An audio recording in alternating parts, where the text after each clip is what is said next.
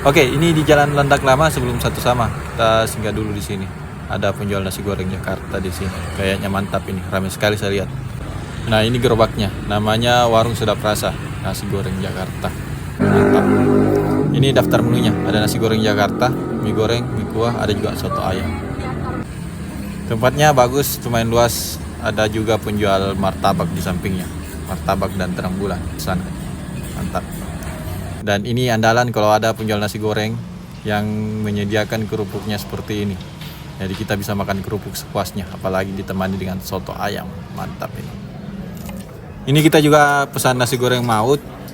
Dan ini nasi goreng Jakarta. Mantap.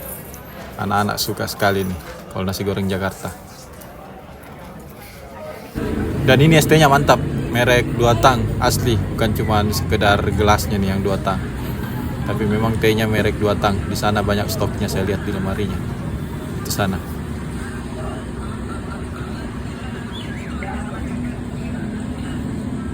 Ini tadi kita pesan martabak juga ya untuk dibawa pulang. Ini sudah hampir selesai. Mantap ini.